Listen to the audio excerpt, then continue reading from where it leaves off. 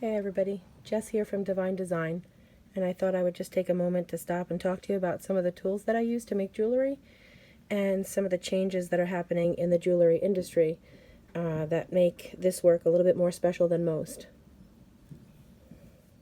Die-struck jewelry is different from hand-stamped jewelry in that with hand-stamped jewelry you take a piece of blank metal. You use mixed stamps, individual images, each of these individual letters or these individual flowers. The stems are individual, and you take these individual stamps and you basically make whatever design that you want in your metal. Die-struck metal comes as a whole image in a steel puck that uses a very technical fabrication process to get the whole image to show on your metal.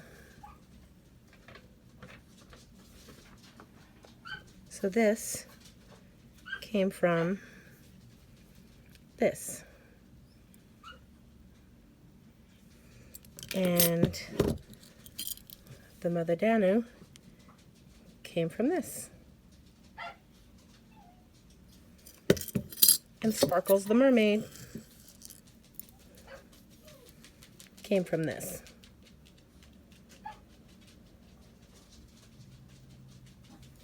The tool and die industry was big in the 18 and 1900s. Before that, anything ornate that you saw was hand carved. Then master carvers started carving steel hubs. And they used to make those hubs, and then they would make these dies out of them, and then they would press anything.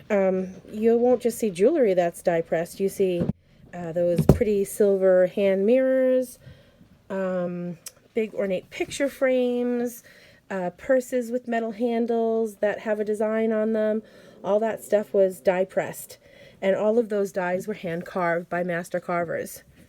So these tools have been in use since the 1800s, and due to technology and things like wax carvings and silicone molds and now 3D printers, they have basically put the die industry out of business.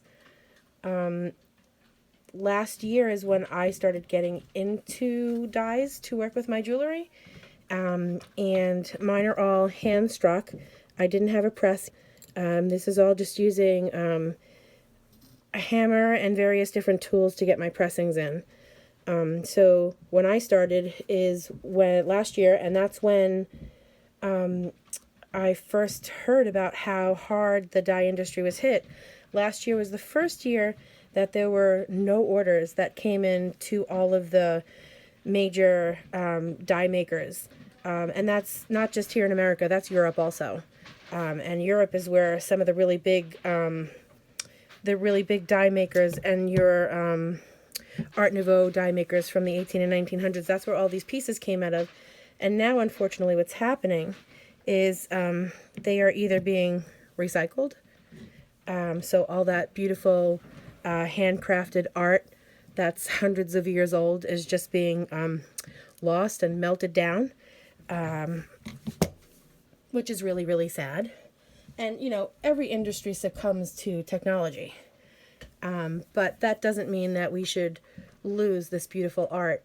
And fortunately, there is at least that I know of, master craftsman who is saving these works of arts and still creating them so that today a handful of us can be making these beautiful, ornate jewelry from artwork that was created, you know, a couple hundred years ago, which is really pretty cool, I think.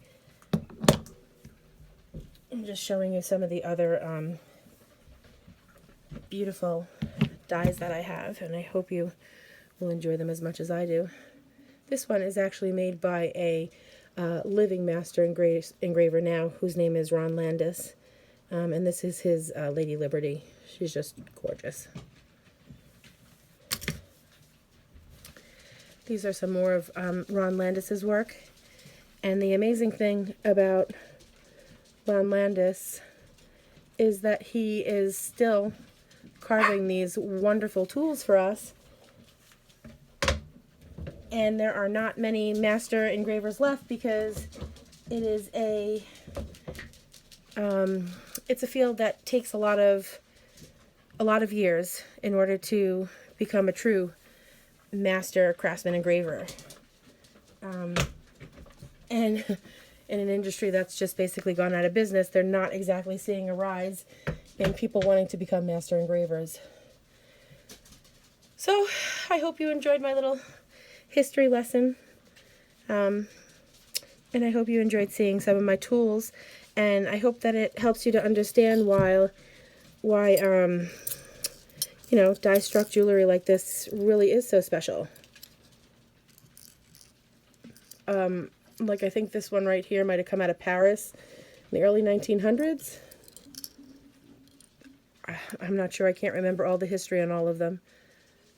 But eventually I will collect it, and I will put it up with each piece if I can get it. Because I personally find it fascinating, and I hope you do too.